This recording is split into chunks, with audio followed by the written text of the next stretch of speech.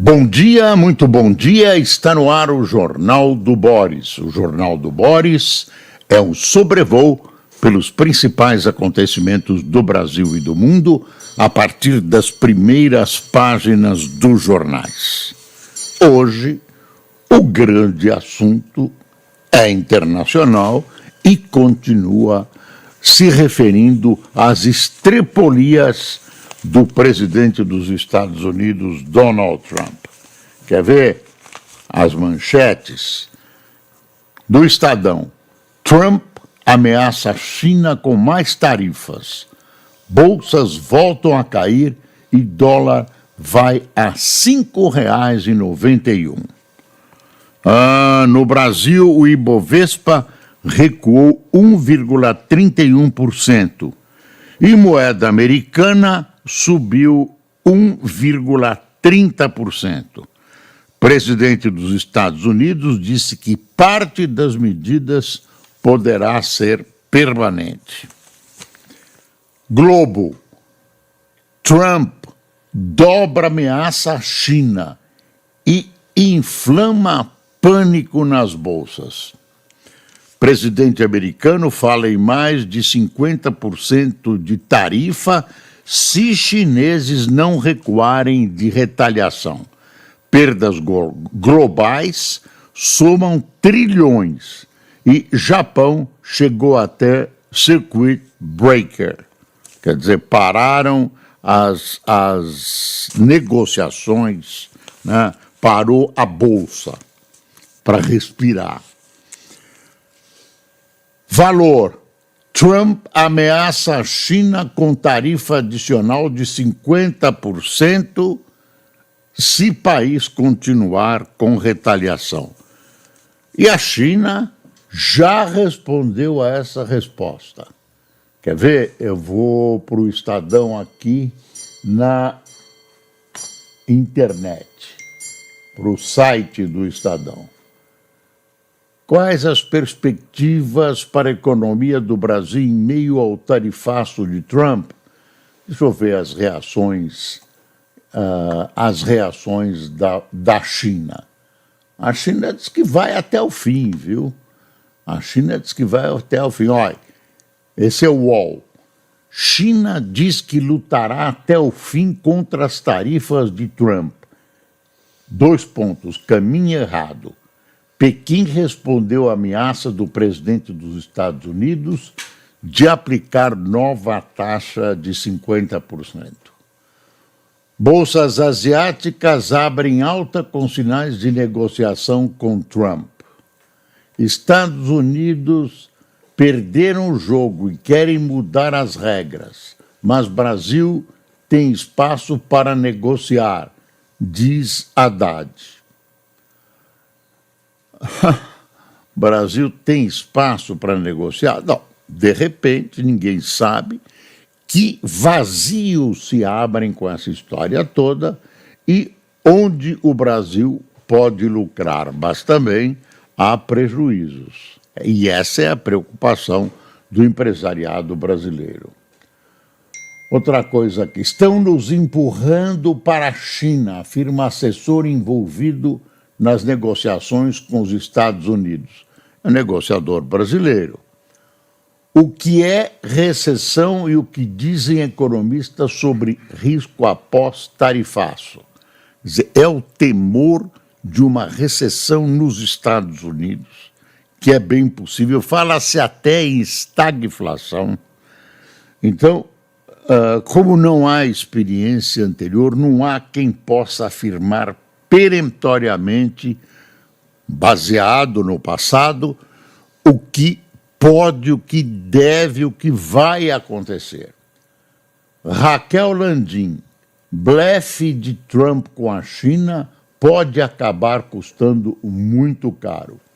É a visão que o próprio Trump acaba, de alguma maneira, confirmando, porque se ele blefou, ele taxou a China para negociar, a China acreditou, ou fingiu acreditar, acreditou formalmente que a imposição de tarifas fosse verdadeira e reagiu como se as tarifas fossem realmente impostas. E não reagiu como esperava Trump, que ela viesse para a negociação. E como é que a gente sabe disso? Porque o Trump disse que a China se precipitou. Quando o Trump viu a reação chinesa, ele reagiu dizendo, nossa, a China se precipitou.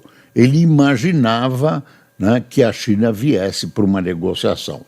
Eu imagino, eu espero que a China parta para a negociação, que Estados Unidos e China, que falam sempre através de circuitos ocultos, conversam o tempo todo, que a China e Estados Unidos entrem num acordo, porque, como diriam os latinólogos, causus belli. Isso pode ser caso para uma guerra. Uma guerra começa, às vezes, do nada. Quer dizer, uma história dessa, onde a China, com toda a sua potência nuclear, se sinta acuada. Olha, de repente a China, grande exportadora para os Estados Unidos, etc., etc., com fábricas, com investimentos, tudo isso recebe um muro, recebe um breque desses, não consegue exportar para os Estados Unidos. Isso equivale eu vou usar uma palavra indevida, uma provocação que pode levar um país ao desespero. Eu imagino isso. Então, são coisas muito perigosas que o Trump está mexendo. Aparentemente, não dá para acreditar inocentemente que ele seja inocente nessa história, até porque ele sempre defendeu isso que ele está fazendo hoje. Não é novidade, ele sempre defendeu. Lá desde os anos 80, na administração anterior, ele sempre verbalizou isso. Então, as pessoas não podem dizer que não sabiam, mas ninguém é tão louco, tão deslocado, que não se acreditava no que ele estava dizendo, não se acreditava. Ontem, ao lado do primeiro-ministro de Israel, Netanyahu, ele deu uma longa entrevista no Salão Oval, na Casa Branca.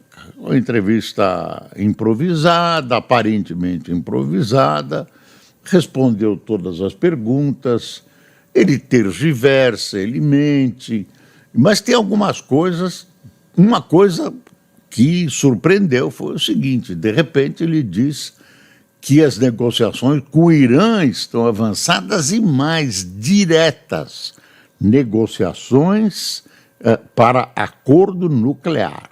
Então, isso surpreendeu positivamente, né, que os Estados Unidos estejam conversando de maneira direta com o Irã. O Irã está enfraquecido, mas ainda é muito forte. Claro que está, neste momento, procurando ter uma bomba nuclear, e isso que os Estados Unidos querem evitar, né, porque isso complica o conflito no Oriente Médio.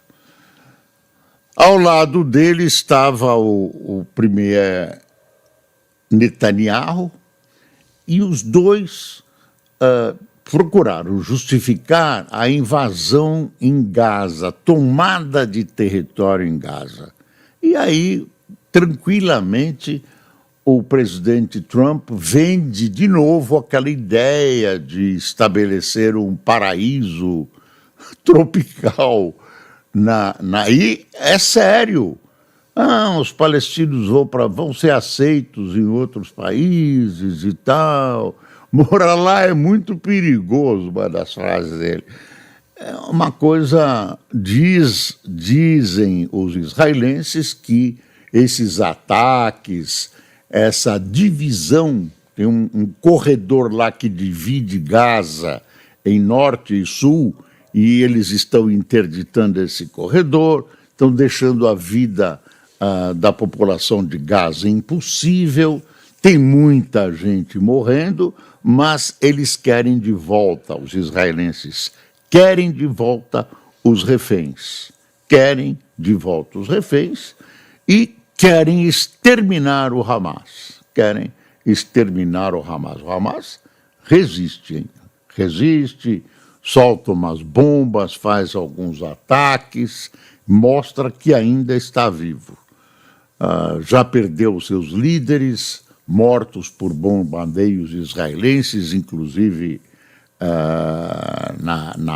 no Líbano. Enfim, é uma situação extremamente confusa. A gente está no meio do furacão, então fica muito difícil definir o que vai acontecer. Nós nem conseguimos, no Brasil, definir como é que fica a nossa economia com essa aplicação dessa tarifa de 10%. Porque nós não sabemos os vazios que vão se abrir, que são oportunidades que o Brasil pode ter, ocupando espaços que outros países vão deixar. Não se sabe exatamente como fere as correntes produtivas, as exportações. Então, você abre o jornal, tem especulações de todos os tipos. O fato é o seguinte: ainda não é o momento de dizermos que as coisas serão assim ou assado. É um processo, está em evolução, e eu não vejo como esse processo pode parar. Eu temo que isso acabe em algo muito, como dizem aí os jovens, dê ruim. Por quê? Porque alguns países estão se sentindo acuados, etc. Aí, durante a entrevista, o Trump soltou uma frase dizendo que vai estudar se isenta Israel de algumas das tarifas. Enfim, não estamos vivendo um momento de tranquilidade e muito menos um momento previsível. Vamos voltar para o Brasil. Eu estou aqui com a página da Veja aberta, está aqui, Datafolha. 52% acham que Bolsonaro deveria ser preso por tentativa de golpe. 52% acham que ele deveria ser preso. Será? Deixa eu ver aqui. Trump ameaça a China com tarifa extra de 50% e agrava a incerteza global, a manchete da Folha. E aqui estão essas duas impolutas figuras aqui sentados no salão. Toda vez que eu vou falar salão oval, eu tomo cuidado, porque no tempo do presidente Clinton, não sei se você se lembra, apelidaram esse salão de salão oral. Mas é salão oval e eu tenho medo de chamar de salão oral. Salão oral acaba sendo uma piada. Enfim, por fatos que se desenrolaram nesse salão aí importante, histórico da Casa Branca.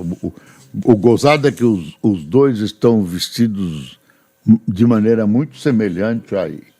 Terno escuro e gravata vermelha. Não sei se eles combinaram. Alô, Netanyahu, com que roupinha você vai hoje e tal? Não, eu vou de gravata vermelha. Bom, não, cuidado, Netanyahu, podem dizer que você é do PT. Não tem perigo. Olha aqui, então vamos para essa pesquisa do Datafolha na Folha. Maioria é contra a anistia pelo 8/1 e pena gera divisão, aponta a Datafolha. A maioria dos brasileiros, 56%, é contrária à anistia aos responsáveis pelos ataques golpistas do 8 de janeiro, mas penas aplicadas a ele dividem opiniões, indica a Datafolha. Segundo a pesquisa, 34% consideram as punições adequadas, 36% gostariam de vê-las reduzidas e 25% aumentadas. Os que não sabem são 5%. Ato do ex-presidente Jair Bolsonaro, do PL em São Paulo, no domingo, defendeu perdão aos réus já condenados pelos ataques. Existe uma corrente popular, uma corrente parlamentar que quer a redução das penas para o pessoal que participou lá daquelas demolições, verdadeiras demolições nos prédios principais da Praça dos Três Poderes no dia 8 de janeiro. Os baderneiros receberiam penas menores. Estão recebendo penas maiores que de alguns homicídios históricos aqui no Brasil. Então, a grande porta-estandarte dessa história é a dona Débora, a senhora do batom. Batom virou arma agora, todo mundo está brincando com o batom como arma. E aí, o que vai acontecer, a impressão é que o STF ou alguma coisa que seja combinada, ou o Legislativo podem dar uma reduzida nessas penas, enfim, adaptar à realidade, porque elas são extremamente pesadas em relação ao restante do cabedal jurídico brasileiro.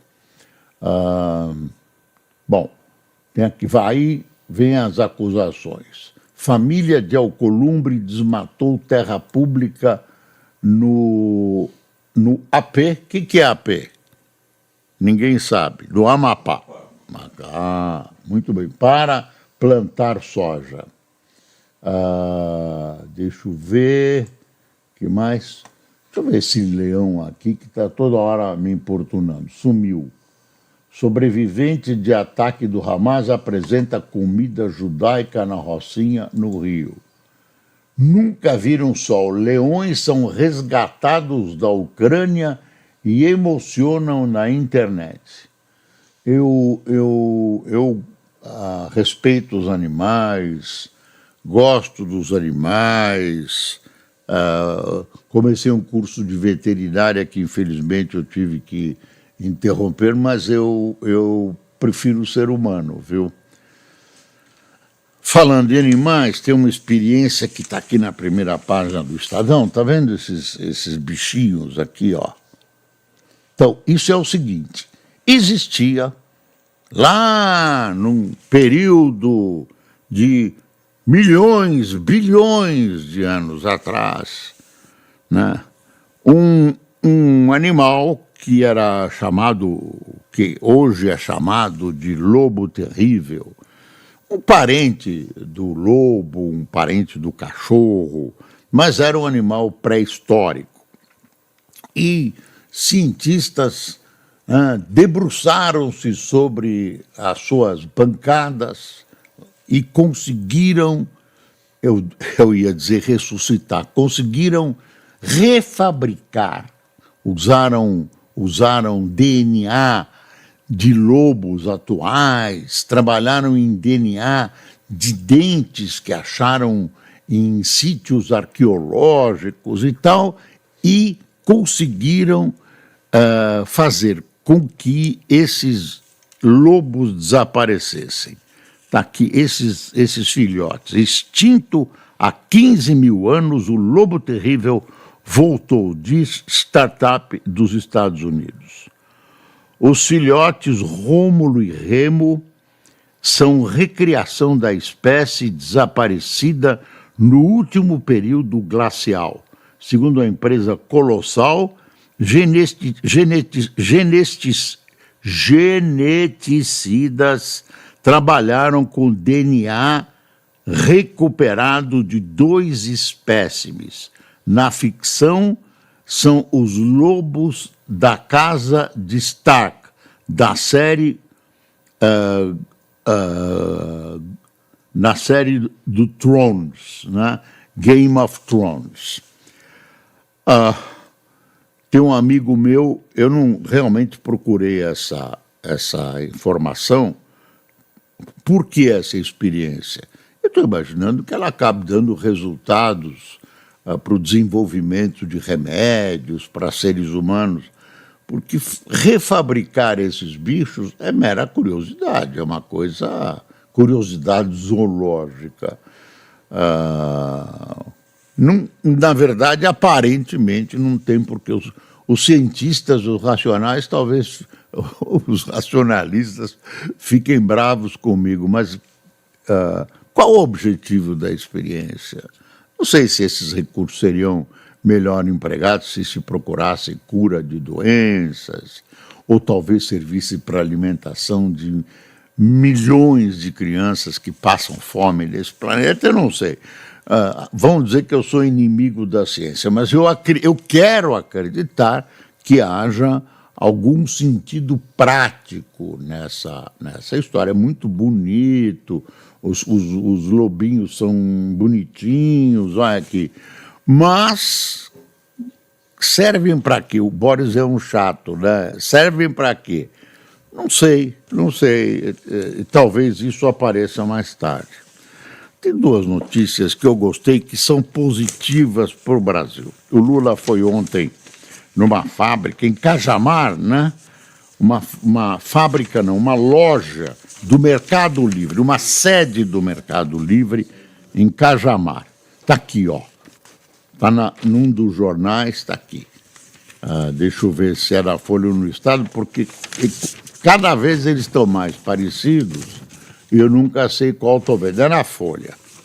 Mercado Livre anuncia, veja só que coisa positiva, Mercado Livre anuncia investimento de 34 bilhões no Brasil neste ano. O Lula foi na tal cerimônia, levou a Haddad, todo mundo sorrindo. Olha, deixa eu mostrar a foto para você, ó. Tá vendo? Tá aqui a foto. Todo mundo sorridente. Empresa de comércio eletrônico pretende abrir 14 mil vagas e chegar a 50 mil funcionários no país. Operação mais importante do grupo argentino. Pronto, 34 bilhões. Tomara que saia do papel.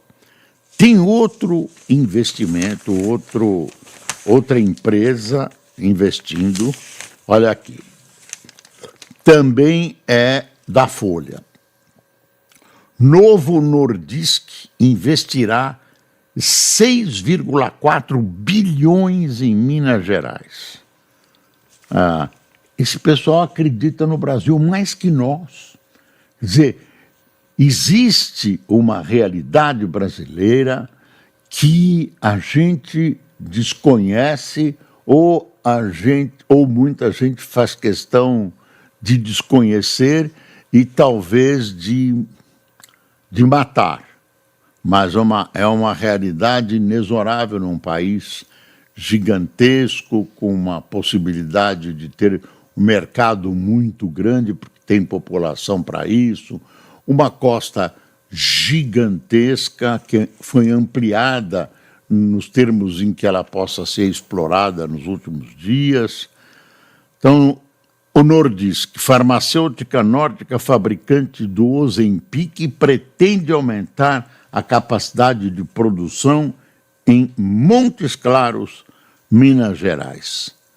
A farmacêutica Novo Nordisk anunciou nesta segunda-feira um investimento de 6 bilhões e 400 milhões na expansão de sua unidade em Montes Claros, Minas Gerais. Com sede em Copenhague, a empresa diz que vai aumentar a capacidade de produção de tratamentos injetáveis para obesidade e diabetes, como o Ozempic e o Wegovy,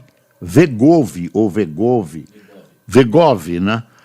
além dos outros medicamentos. Um anúncio contou com a presença do presidente Lula e de ministros. Ele chegou ao local por volta das 10h30, visitou a fábrica e fez um discurso, assim como alguns de seus ministros.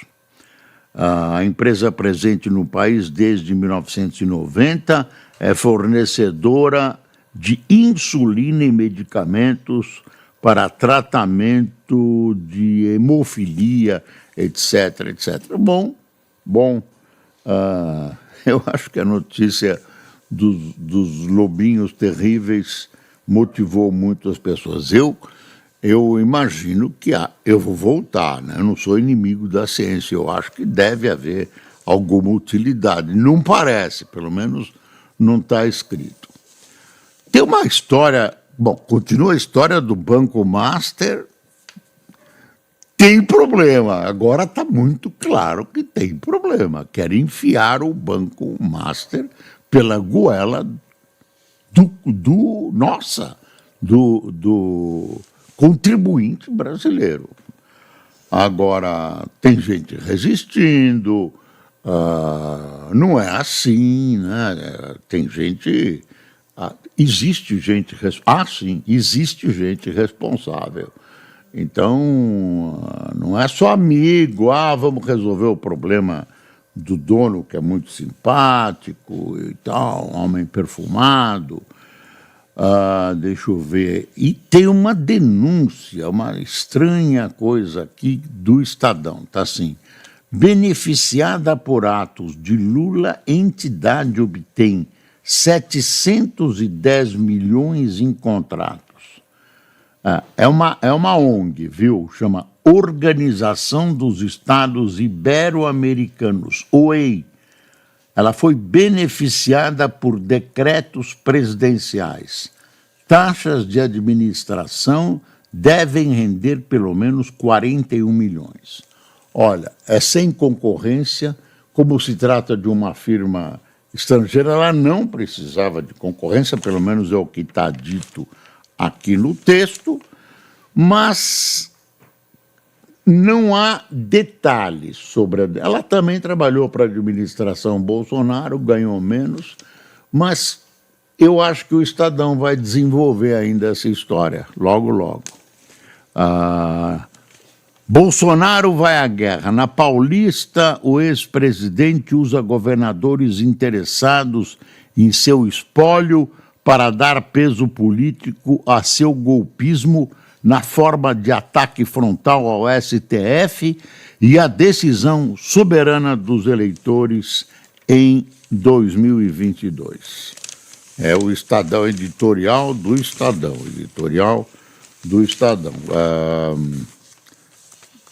Eu acho que o meio político continua apostando numa possibilidade de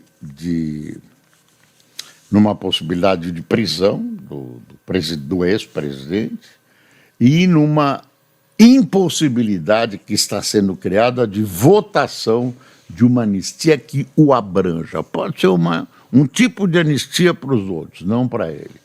Tem uma notícia aqui: São Paulo tem déficit de 287 milhões em 2024 e a dívida se aproxima de 1 bilhão.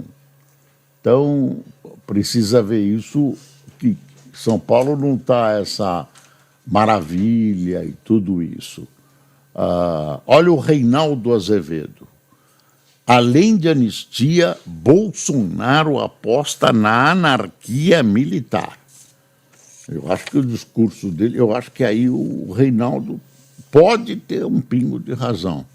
Uma prisão de Bolsonaro pode chuchar, né, setores militares mais radicais. Não sei, não dá para saber. Todo mundo dizia que quando Lula fosse preso ia ter uma revolução, não aconteceu nada, absolutamente nada. Bolsas asiáticas abriram hoje em alta com sinais de negociação de Trump, nós já dissemos isso, e vamos ver o que vai acontecer. Previsão não dá para acreditar em nenhuma. Cada cronista, cada jornalista, cada agência de notícias tem a sua própria previsão diferente uma da outra e em sentido contrário. Quem tomou café com a gente? Eduardo Lobato, Naldo Félix, Eduardo Bispo, Rodolfo Antônio, Ramiro Fodiato, César Oliveira, Cesário Oliveira, Alberto Amaral, José Porfírio, Carvalho Felício, Tiago Avelar, Jairo Jansen, Rosana Carione, Américo Mendes, Lucas Paixão, Alessio Dantas de Cabo Frio, Rio de Janeiro, Marcos Ramos, Jequitibá, Minas Gerais, Francisco Rosa, Lavras, Minas Gerais e Petros Pereira de Ribeirão Pires. Pessoal, muito obrigado e lembre-se, é preciso passar o Brasil a limpo. Bom dia.